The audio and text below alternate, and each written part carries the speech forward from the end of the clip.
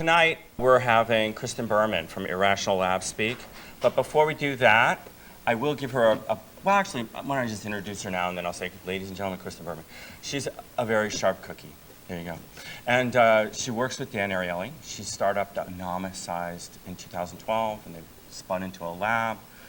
I bet there's more people here. How many people have been in the same room as Dan Ariely? Isn't it like that? It's like he's always trying to maximize his surface area, and he brings his posse right in.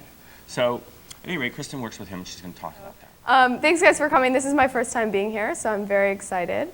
My name is Kristen, as Paul graciously introduced, and I founded Irrational Labs with Dan Ariely.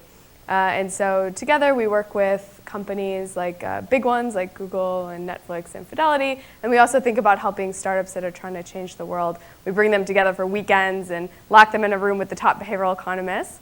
And most recently we put out some workbooks.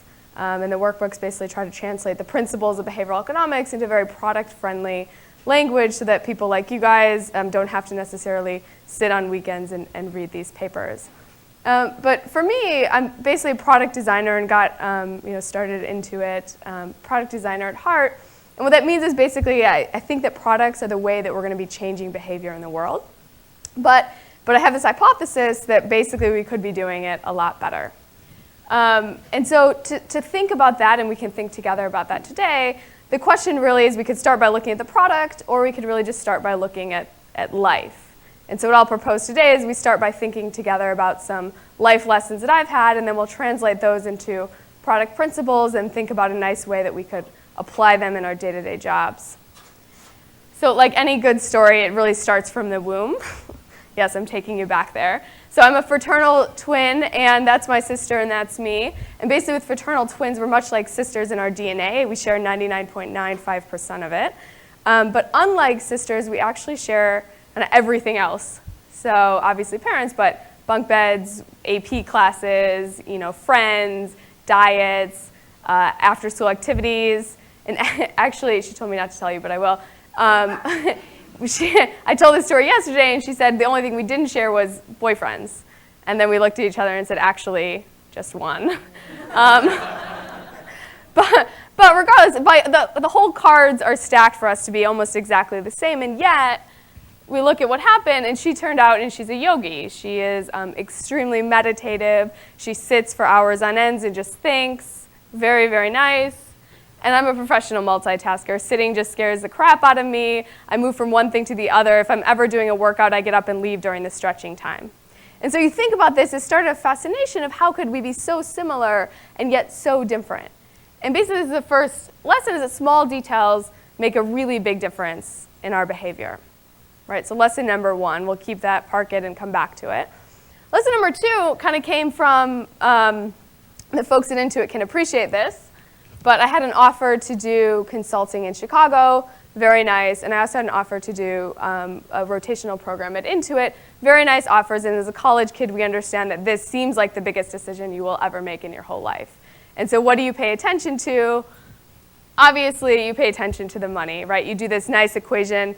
I subsequently learned it's called the money illusion, where you go x and then you go x plus, and I went x plus 9. And this is a very nice equation that says I should move to San Francisco. Now, obviously, if you live in San Francisco, you know this is a terrible, terrible way to do math, that it takes account none of the cost of living. And in fact, if they actually wanted to pay me well, they should have paid me thousands of dollars more to account for, I think it's like now 78% more rent. And bread, I actually looked this up for this, bread is 100% more in San Francisco, right? But not only that, like if I actually wanted to do this correctly, which I, retrospectively thought that I was, I didn't even look at the real factors of happiness. I didn't look at the commute, which is some of the quality of living. I didn't look at, the kind of people, if we know like it's actually like 100% tech people if you're in San Francisco, very different than the Chicago Midwest corn-eating folks. And I obviously didn't look at the mating potential. Now you would see from this graphic that there are obviously more men in San Francisco. But upon being here, I understand that they're counting engineers. And so this doesn't actually make sense. But I didn't understand that, right? Because I was looking at just one variable. And so here comes our second lesson, is that I incorrectly paid attention to what was extremely measurable, and I trusted more than I even knew then, my gut intuition. Now, everything worked out okay. I'm very happy in San Francisco, but again, we don't really even understand the counterfactual of what would have happened if I was in Chicago, but I do want to say I'm still very happy in San Francisco. So the third piece of this, and kind of the smack in the face with life lessons, came about 6 months ago, and do anyone know Stitch Fix? Yep, so if you know Trunk Club, you could know Stitch Fix, and basically what it is you fill out a style preference online, and then they send you some clothes, and then you try them on, and you fall in love. And basically, it's a way to quickly get clothes that, in theory, would fit your style preference. Now, 6 months ago, if you looked at me and my roommate was standing next to me, you would have said, wow, Kristen doesn't value style at all. My roommate matches her necklace, she matches her shoes, toenail polish, the whole shebang, and I put on shoes and call it a day, and that's very different. But if you looked at her and said, Caroline values fashion very much, and Kristen obviously doesn't. Now, what I realized from this Stitch Fix experience was that was not the case at all. The case was that I valued not doing work. I value not looking at the fashion magazines and going shopping and having to compare and get ready in the morning. What I valued was fashion, but what Stitch Fix gave me was this kind of amazing ability to get style delivered to my door. Now, the thing is, in no world do we imagine that I would have gone shopping and picked out the same thing that these stylists sitting behind this curtain after I answer 5 questions, and we would have come to the same conclusions. But the question is basically they made it so easy for me to accept what they had sent me that it was very hard for me to send it back. So I was very conscious. I knew I was telling a story about this dress today. But the lessons are not about dressing well. It's a little bit more about the environment around. So if I hadn't lived with Caroline, I probably wouldn't have paid attention to fashion as much. Lesson 5, I avoided friction. So in any world that didn't have Stitch Fix, I still probably would have come here in sneakers and more of a t-shirt. And lesson 6, you hate to give up things that you have. There was one time that I was late because even the act of sending something back that I knew that I didn't want was just too much, right? So Stitch Fix changed the default. And instead of me having to go buy outfits, now I had to go return them, and thus giving me style that I just had to accept. Oh, that's a nice animation. There we go. So basically what I'm proposing here is that we have a set of life lessons that are very interesting. And after working with Dan, I've worked with him for now, ad hocly for over 3 years, informally for a couple, and I've worked with a lot of companies to think about how they think about product design. This concept of these life lessons actually are some of the very same behavioral economics principles. And obviously call it advanced hindsight, what you will, but looking back, we see that the life things that we learn actually match with the fabric of how we make our decisions. So, but because we give too much credit, the principle that I didn't mention was that we give credit to our decisions, we take too much credit, typically. I'll show you guys some research about how this actually lines up. Okay, so this is one of the kind of most seminal things in behavioral economics, this concept that very small details make very big changes. So obviously same slab of meat, and we change one thing, and now all of a sudden people pick the lean meat and they say that it tastes better, right? And we've done nothing as a product. If you imagine this being the people who've engineered the meat, it's not like they've had different engineers or chemists or anything. They've just changed the label on it. And all of a sudden we think about it very, very differently. Okay, cool. Lesson number 2 and 3, basically we incorrectly pay attention to what's easily measurable, and we listen to our gut intuition. So this is, how many of you have bought a house? Yeah, how many? Not at the same time, but 4 or 5. Okay, so for your next one, this will be important. And for all of you guys who haven't bought houses, maybe pay attention. But it's a huge life investment, right? People say it's the biggest investment that we'll make. We have to decide if we're going to buy, what type of house we're going to buy, if it's small or if it's big. And so the question is, how do we actually make this huge life decision? So a researcher, Yuri Simpson, looked at this and said, we're moving, we can learn about this, right? An economist and academic would say that. So what he did is he took people moving from San Francisco to Pittsburgh, Pennsylvania, and compared them from people moving from Alabama to Pittsburgh, Pennsylvania, and said, what could we figure out about what influences housing choices? So any ideas on what influences housing choices? Price. Price, yep. School district? There we go. Wow. Okay, so the question then becomes, what are they actually paying attention to? And what they're paying attention to is the price from the city that they're moving from. So if they move from San Francisco, they're more likely to buy a big house in Pittsfield. And if they move from Alabama, they're more likely to buy a cheap house. Now this is very interesting because we're paying attention to price, but instead of paying attention to the price in the city that you're moving to, which seems fairly reasonable, we're paying attention to price in the city we're moving from, right? And we know this because after we look at them after a year, their preferences change. And the people who bought expensive houses are now buying cheaper houses, and the people who bought cheaper houses are now buying expensive houses.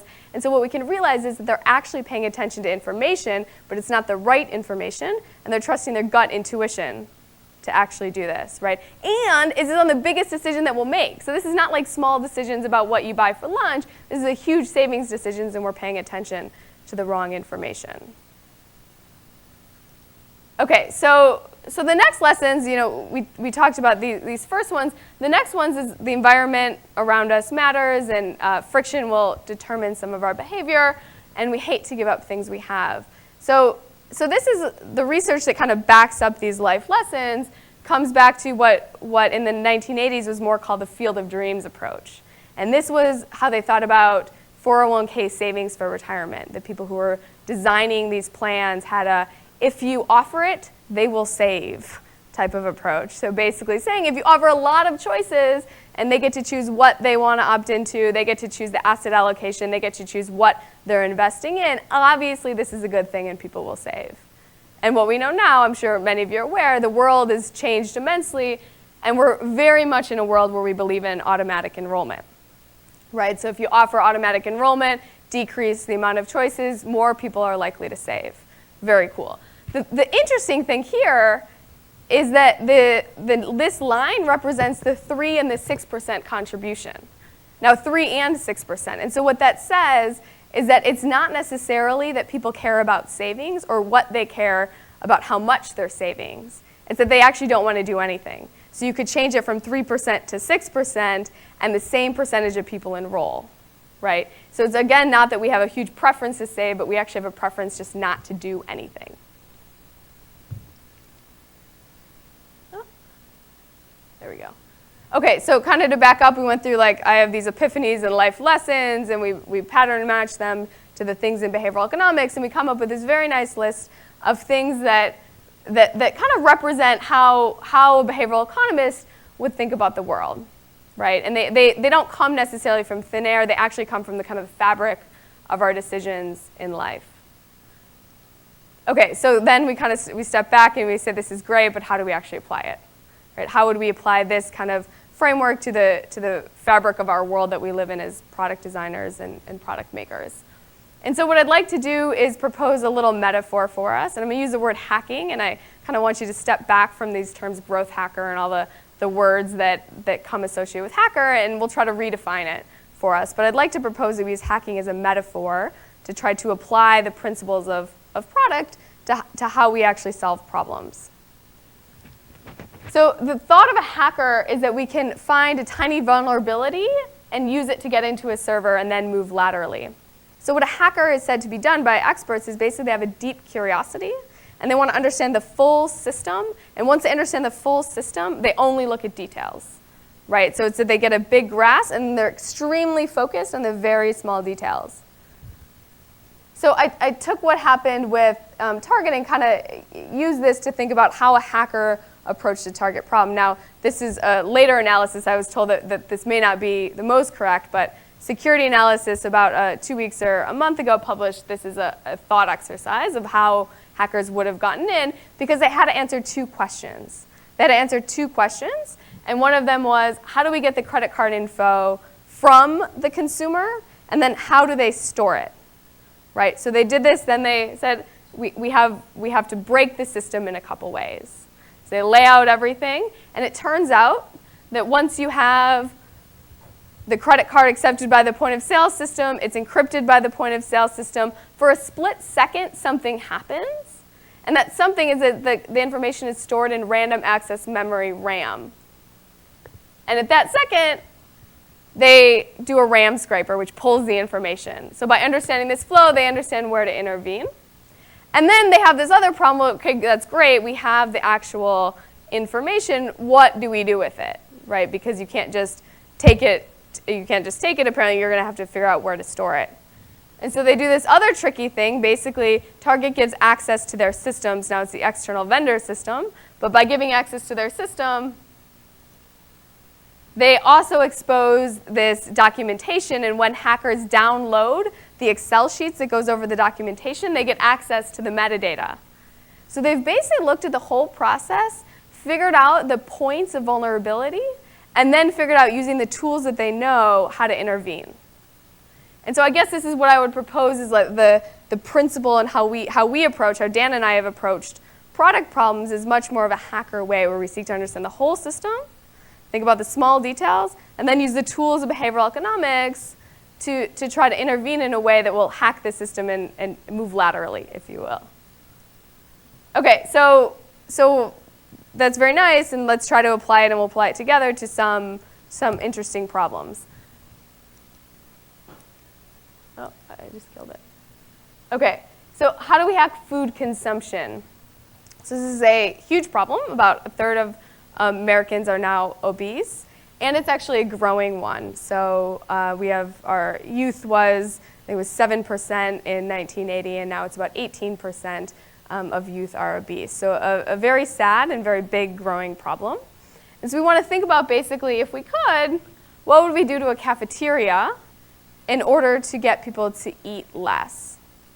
So we're looking at the system of food consumption, but then taking it down to the cafeteria level. So I'll ask you guys, so if you had control of the cafeteria and wanted to get people to eat less, how do we hack that system? Smaller plates, yes.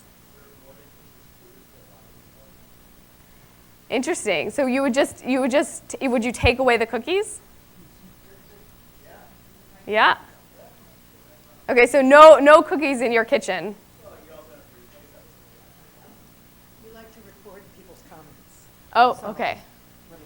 Nice. So this means they have to be more insightful. Well, they can be equally silly. Okay. Harry in the back. Oh. You're next.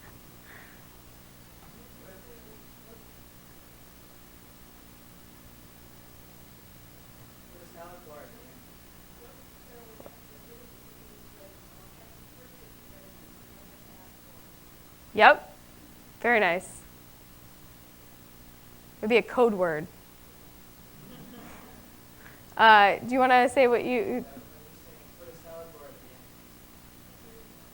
Yep. So like running through a bed of greens. Okay. Yep. Interesting. So I'll pause right here because I think this is worth talking about and not to pick on you. But they tried this in New York. And so we put calories on fast food, so McDonald's, Starbucks, Subway. It's a very huge effort with very little results. So unfortunately, plus or minus a few percent. But the theory is basically if you're going to McDonald's, it's actually not a surprise that you're going to get something unhealthy. And if you're going to go to a health food store, you'd probably go to a health food store. So unfortunately, no difference when we put calorie labels on. Nope. Yeah, you could imagine that if you walk in and you have to stand on a scale and everyone can see you, maybe. But there's also a theory that if people are surprised, that this may make a difference. Just repeat what you said. Okay, I like this strategy. In the back, and then you. But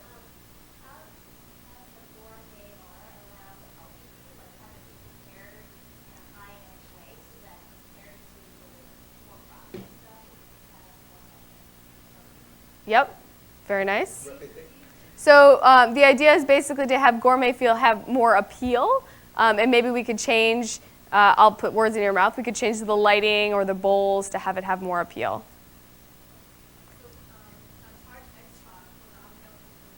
Yep. So a tax. So we could put a tax on the unhealthy food. Yep. So New York tried this with soda. I don't think results are in yet, but it is definitely an idea. Yep. And then interesting. Nice. So thank you. So that we would make it that the healthy foods are near free, so kind of a reverse tax and basically discount healthy foods. Yep.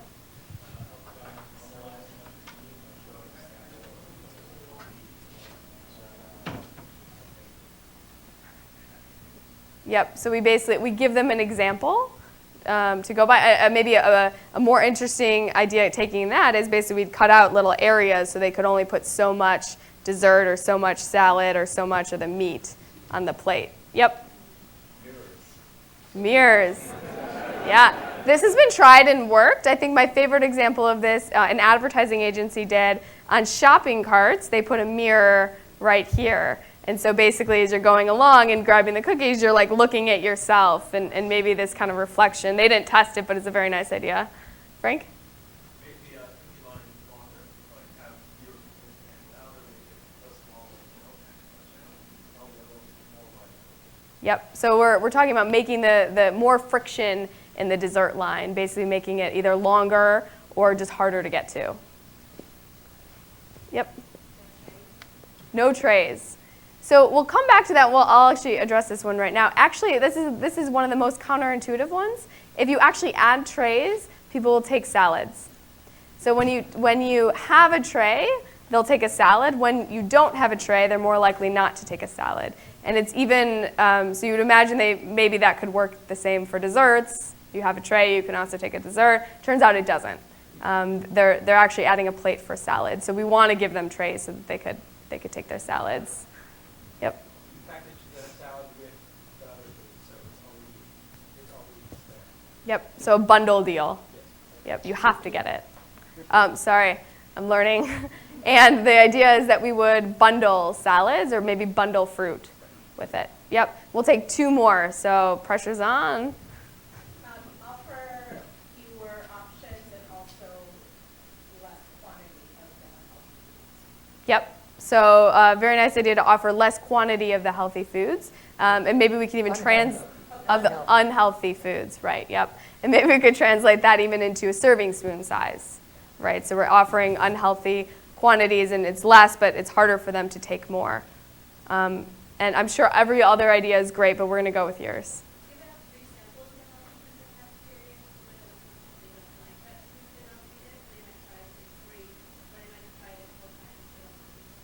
Yep. So the idea is to give out samples of unhealthy foods, of healthy foods. Yeah. I don't know why I'm like, maybe I'm like really hungry or something.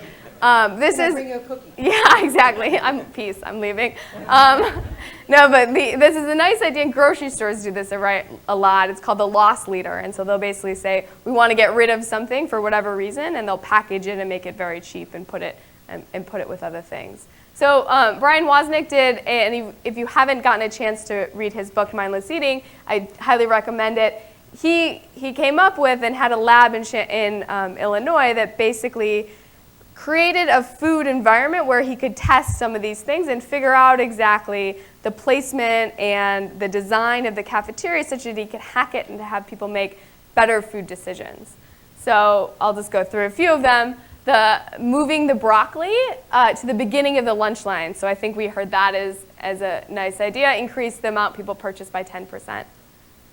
We could rename the food. So language is a big thing of how we associate the food we're going to eat. So instead of calling it corn, they called it creamy corn, right? So just giving people a different association.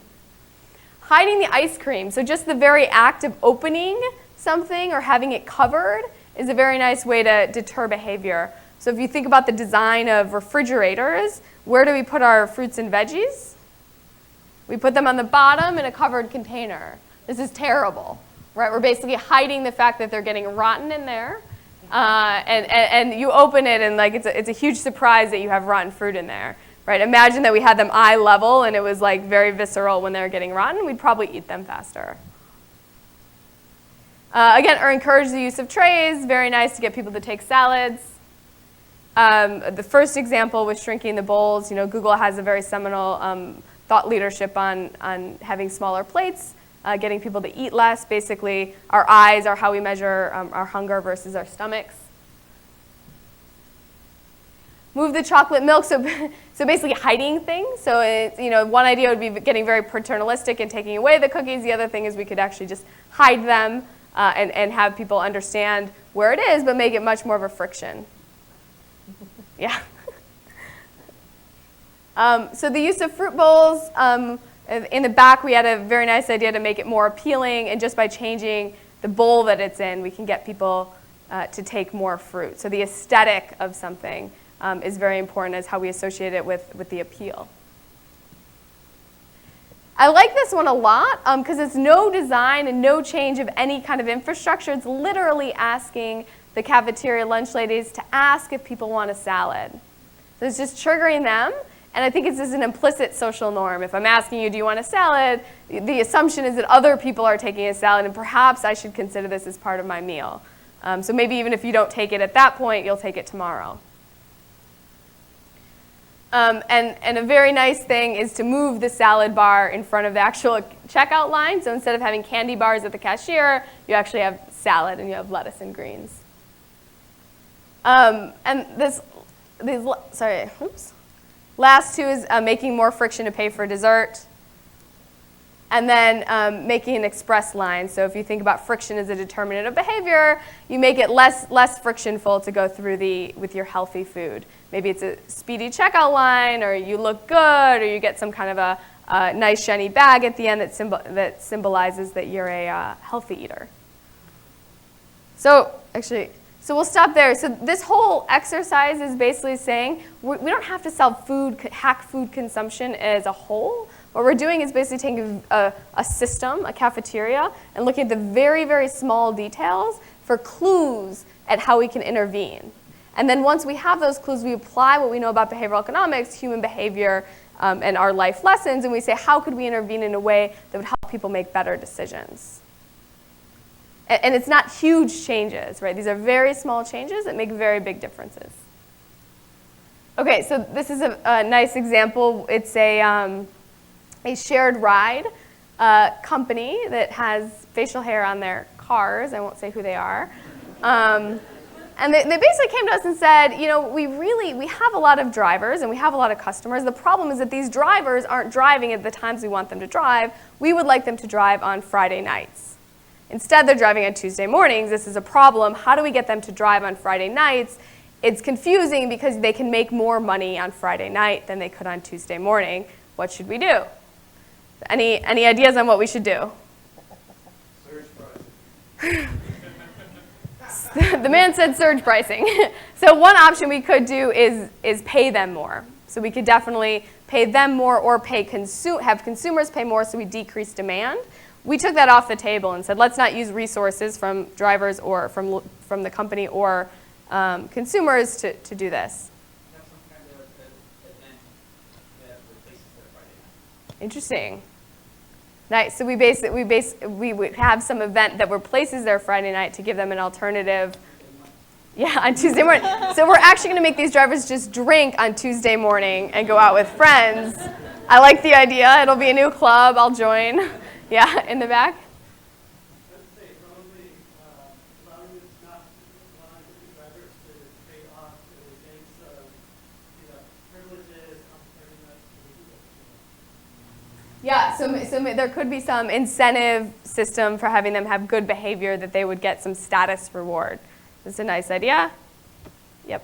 Allow them to get paid more on Tuesdays for working Friday. Interesting. So kind of a tit for tat sort of thing that they could earn points by driving on Friday and redeem them for money on Tuesday. Nice. And in the back? Yep.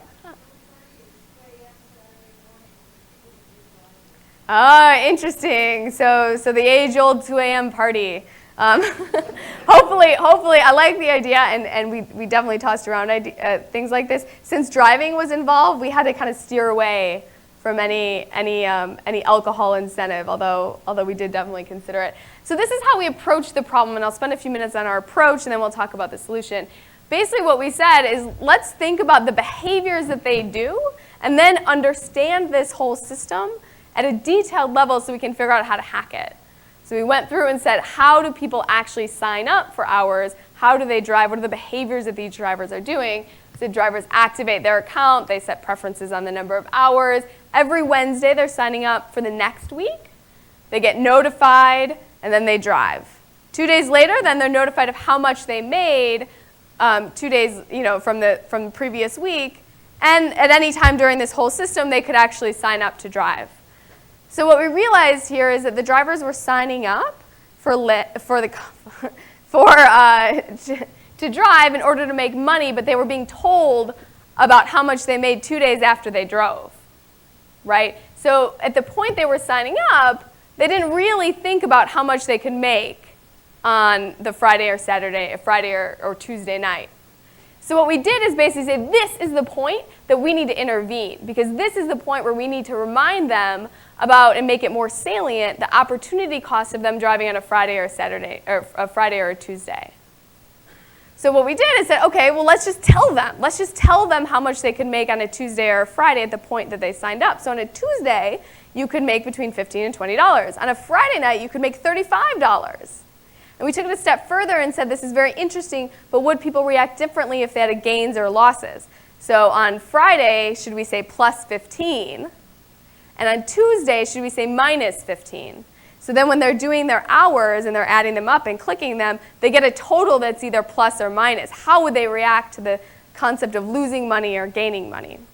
Because remember, the paradigm that they were in was that more hours the better.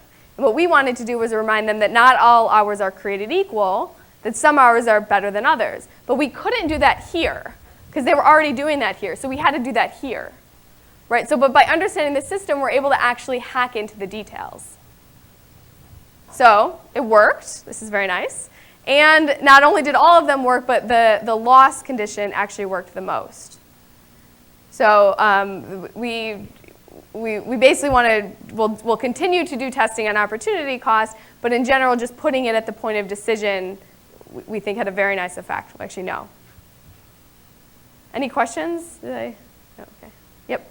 You guys appeal to people's altruistic nature by saying how you would be saving lives if you were driving on Friday night versus Tuesday morning? Interesting.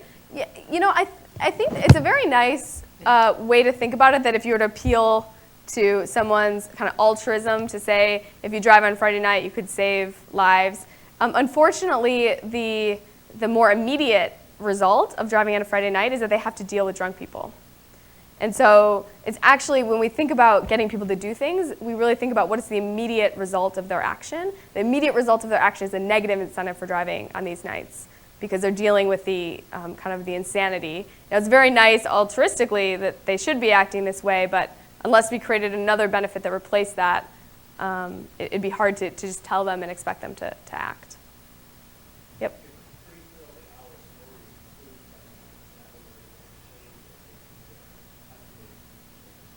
Yep. So this is a great idea, and one of the things that we actually changed initially was how they set the preferences, because it was defaulting from the prior week. And so it's very difficult to change a default setting like that, but we could have taken the approach and said, let's just default them to the best hours and hope that default sticks. Yep. How did you test which conditions? So randomized sample. So we basically took over the scheduling screens for different sets of drivers. We made sure that there was the same percentage of new and old drivers on there, and basically had their the same area. So we didn't try to do like across cities, and we didn't try to do like sequential. We really did a randomized controlled test. Okay, we're gonna do, Paul, how much time do I have?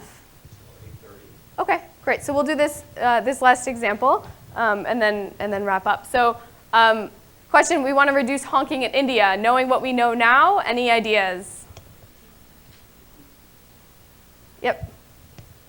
Require cars to have air conditioning. Require cars to have air conditioning.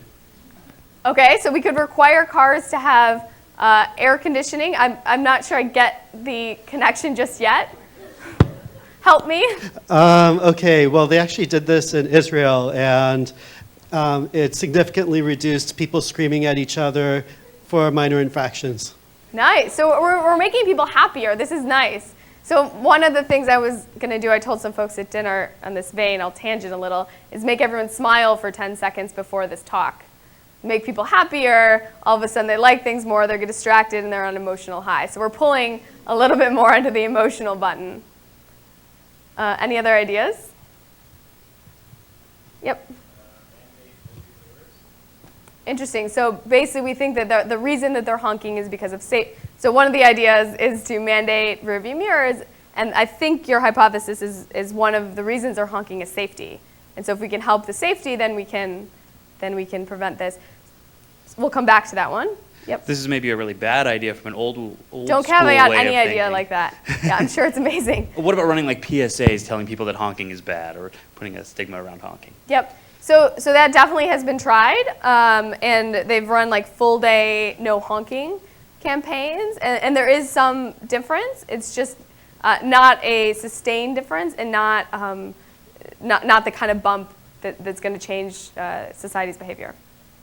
Honking is communication. I don't understand why would you want to cancel that? You know, it's why? Yeah. So this So is an idea. You could actually introduce another version of honking. You know, the nice one and the bad one. You know, and the or whatever. Yeah. And you know. Yeah. Okay. So the idea is basically we change the paradigm of what honking means, and maybe there's like small tweeting birds or like children laughing. This would be very nice. This is good. I think the question is if we want to reduce the bad type of honking, because we think that it's too loud, and there's, I haven't been to India, but I think the noise pollution concern is the biggest one. Last one, and then we'll. What if you made honking more scarce so that people only had a limited amount? Interesting, nice. Yeah, so the idea is to make honking more scarce. This has definitely been worked in many other domains to make things more scarce. It's more desirable in some ways, but it makes people value it more and think a little bit more before they honk. So you're onto something. So the thing with honking in India is that it's just a habit. So they studied basically, are people doing it out of safety reasons? So if every time you honked it was because of safety, then there's no problem, and everything should work as fine, and we should continue honking because it's a safety concern. What they found is that they're actually not honking because of safety. They're honking just out of habit, just out of something that they do. And so the question then is, how do you stop a habit? And how do you get a habit to happen is that you make people think less. And how do you get a habit to stop? One of the answers is you make people think more. And so for this, we want to add friction. So this is a small study. But what they did was basically every time you push the horn internally, it would go off externally. But this time, when you push the horn internally, a sound would go off internally as well.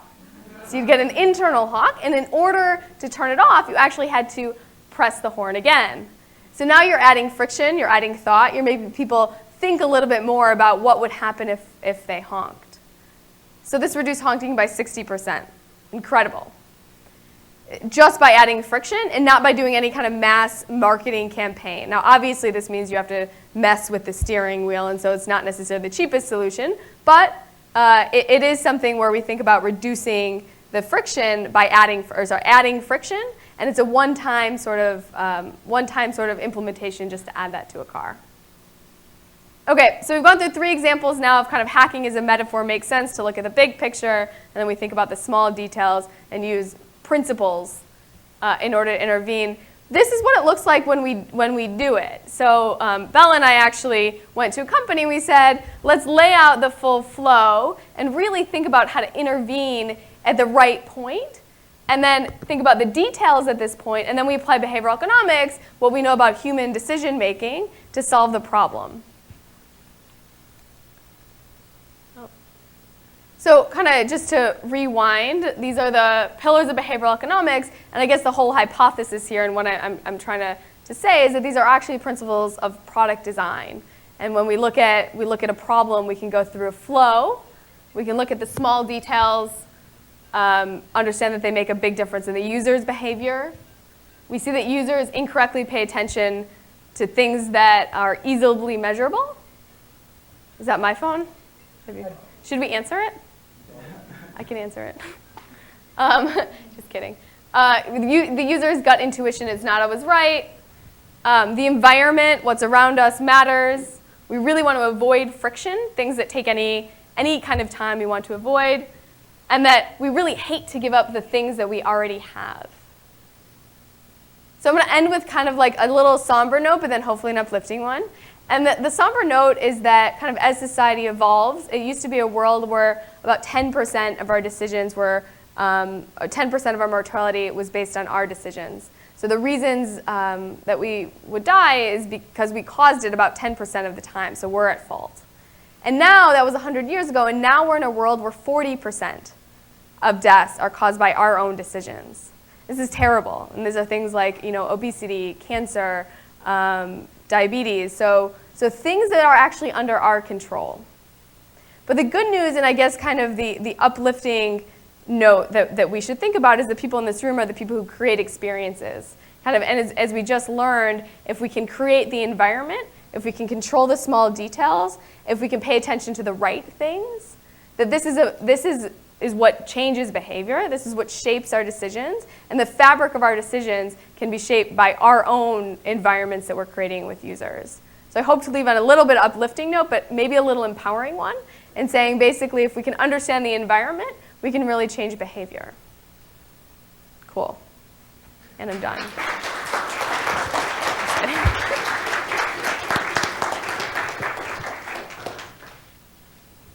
Great. For questions. Now is real question time, as opposed to the interactive Great. discussion. Hit me.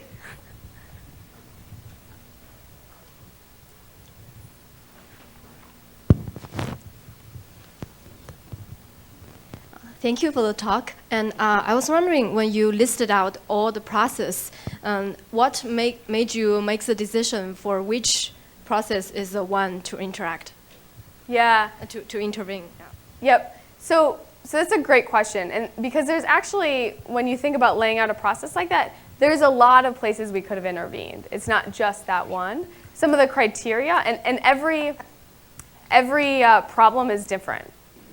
So I don't want to make a sweeping statement, but basically want to think about where the decision's being made and who are the actors making the decision. So for us, we thought about where actually is the decision to choose your hours being made. And when we understand where that happens, then we can change behavior. And maybe it's where it could happen. So for something like, let's see, an example, go-go flight, which is airline choosing if you want Wi-Fi in the air. What they currently do, and maybe they've changed it since, is ask you when you're in the air if you'd like Wi-Fi. Well, where would the decision about your flight experience be made? Some of it is in the air, when you're actually flying, and some of it is actually before you get on the plane, and when you're choosing the flight, before you've even made any other travel plans and you're choosing it online, you're thinking about your flight experience. So you can imagine if you think about different points of decision, we can understand where the intervention could be. So it's not just maybe at the very obvious one. We can think about where else in the experience a decision could be made. Yep. So when you come up with various ideas for interventions and then do the experiments, how often are you surprised by which interventions worked and which ones didn't? Yeah, good question. So it really depends on what theory we're testing. So there are some things like social proof and loss aversion and urgency where we have a very, very strong hypothesis. And this is, I guess, the benefit of behavioral economics is it's like cheating. It's that you're taking the shortcut. So the typical product world where you have to figure out an intervention means that you talk to 5 users and you come up with a hypothesis.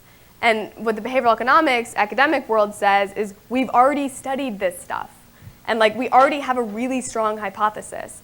And so, kind of what I'm preaching is that instead of just kind of blindly shooting at the hip, most of the times you should have a very strong hypothesis. And you could be pulling from this world of academic literature that gives us much more confidence in it. Now, even when we pull from the world of academic literature, Danny Rielli, who I work with, is surprised a lot, right? Because he says basically every environment is different.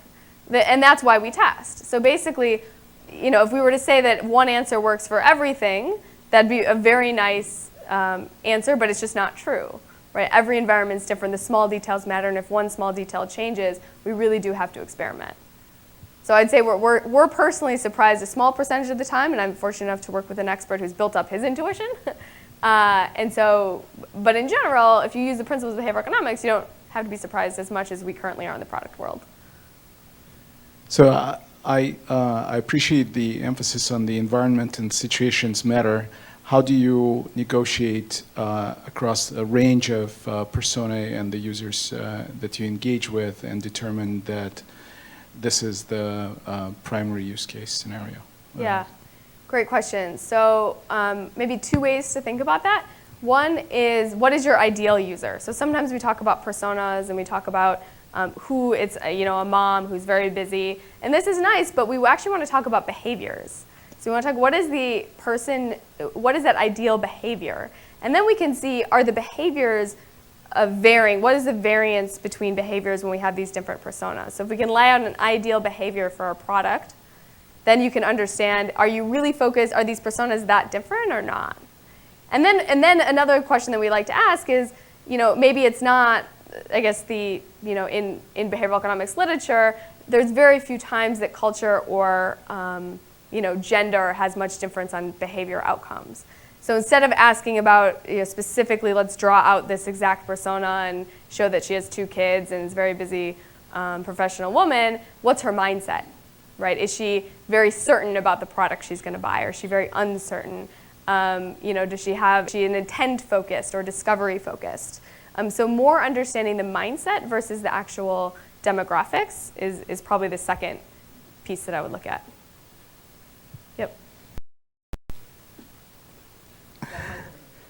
You mentioned a couple of examples where you change the behavior of the user for their own benefits.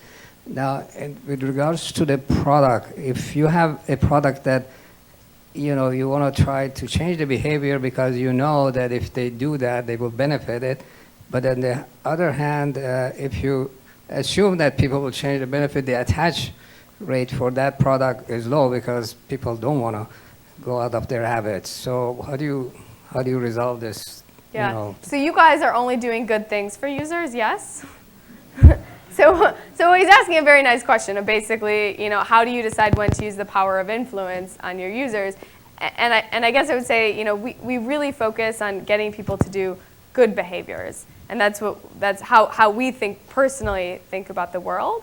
I think you can obviously use these things for bad, and there's massive evidence in our world that we do that, right? So the tabloid magazines figured it out faster than New York Times about what makes a good headline. And now we're reading more of these BuzzFeed type articles than New York Times. So in a way, are people, almost the people, I want to preach to the people who haven't figured this out, and that just happens to be a lot of the people who are trying to change behavior for good. So we talk to a lot of nonprofits who are very scared to use this because they don't want to use these kind of principles, but they're in a world where we really do want to use the principles to help people change behavior. Oh. So what kind of biases do behavioral economists fall victim to? Good question. So the question, what kind of bias? I think in all fields there's an expertise bias. Right, so as soon as you know a little bit about a problem, you kind of assume that you may know more. So it's an illusion of confidence, if you will. I think the nice thing about the academic work of behavioral economists is that there's there's basically a filter that says we test everything. So even if you think you know more than you do, there's actually this kind of requirement that we experiment and we learn, which actually causes people to have maybe a higher intuition faster. But I'd say that's probably any kind of expert in the field would have an illusion of confidence. You just said that you test everything, which is got me to my question. Like for the taxi case, yeah. You were trying to get people to drive more on Fridays, but did you look at other things like how long they maintain their memberships as drivers? Say if they don't have a social life, they might start to decide maybe this driving isn't what I want to do, and they'll only be a driver for a year where they would have been a driver for 4 years otherwise. What metrics do you decide to measure in any one case? Yeah. Good question. So some of the studies, unfortunately, we only get to look at a shorter period of time. So in an ideal world, we're actually following users for a very, very long time and understanding the long-term impact of their decisions. But we pretty much take, I don't want to say we only pulled on the behavioral economics research. I sat in a cab with 20 Lyft drivers, right, and just started observing what they did, asking them to show me their Excel sheet of how they track their hours. So we built up some knowledge about the behaviors that they were doing so that we understood that new drivers actually had no system. When we said, can you show me your system? They didn't even have a system for recording their hours. Older drivers had a system for recording their hours. So we built up then this knowledge that new and old drivers treat the world very differently. So I think there is some just pure observation that we can then kind of piece out what are the important variables to look at. Because you're obviously not going to be able to look at all of them. But if we can understand the important ones, we can at least kind of dice the data afterwards. Yep. Just two examples you gave. First was it relates to the honking issue, and it sounds like you were controlling the supply side rather than demand side. So if people were really wanting to use the honking for their own purpose, whatever it is, there's a demand there. So as long as there is demand, then won't that affect the, yeah. regardless I how think you in the maneuver honking, that? in the honking case, there's a lot of negative externalities that happen when somebody honks. So it'd be nice to say that I should be able to honk when I want to honk. But in many cases, and we live in a society, if there's negative externalities, we want to weigh the cost and benefit of what happens when I take an action on the rest of the people around me. So the honking example is really basically saying, when I honk, I cause negative externalities on other people. And if we let everyone honk all the time, we have this terrible noise pollution problem. And so it's not that we don't want to outlaw honking, we just want to get people to honk when they need to honk, not necessarily out of habit or because they're not thinking about it. So it's not necessarily about being paternalistic, it's basically saying we have other people in the world that we have to control for. Right, but then that, if they are, let's assume they are following their self-interest, they still have that demand in their mind. So they will still have that demand somehow. Yep, and so the hope is basically if they have that demand, that's totally fine. They just have to take an extra step. And so it's not that we're saying you can't honk, it's they just have to take an extra step to do it. Right, which is exactly the same as when if you put a park where you have grass and community base for it, and someone can cross because that's easier for them. So the cost that it costs the community, which is negative externality, as you're saying, from the individual's point of view, they will just looking individual costs. So how much it will cost me if I walk around, that's inconvenient. So I will shoot in the easiest way. Yep. So then that is where the conflict of individual pursuit of self-interest versus community interest conflict. Yep. So, yeah, so it's a great point. So whenever we have a market, in general, we probably have two actors, and if they have different incentives, they'll exploit the system in some way that's not beneficial to the other one. And so sometimes there's government as the answer, sometimes behavioral economics nudges is the answer. So there's definitely a lot of answers, and you just kind of have to weigh that. I'd say Sunstein didn't, in his book Simpler, basically said the way he approached it was weighing the cost and benefit analysis. Yeah. And basically saying, what are the negative externalities versus the benefit of somebody walking through. My next, second example that I was looking at is the two groups who were moving either from Alabama or San Francisco to New York. And one factor, as you mentioned, might be their experience. Well, we have been paying this and we are familiar. So they have been desensitized in terms of price. So when they get to New York, they're not sensitive to the price. Oh, this is actually cheaper and it's bigger and so on, so relative to what they know. Right. That may be a factor. But could it be also possible that most likely people from Alabama has lower income relative to people who are coming from San Francisco to New York? Yep. Possible. They controlled for that though. So wealth was the same in the sample that I said. You started to answer this already, but I'm going to ask anyway. Further reading. What suggestions for further reading? Obviously, I'm totally biased, and I will say Dan Ariely's 3 books. And I think if you sign up for his Coursera class, which starts today, you can get a discount on those books. And then I think obviously Thinking Fast and Slow, Kahneman is a very nice read. Mindless Eating, it goes over a lot of very interesting behavioral principles. The Heath brothers have a nice book about making decisions. Probably Thaler, or like the Nudge and Simpler would be very nice books. Bella, any other recommendations? Okay. Yeah, Nudge is very simple and goes over some of the core principles. Yep. Yep.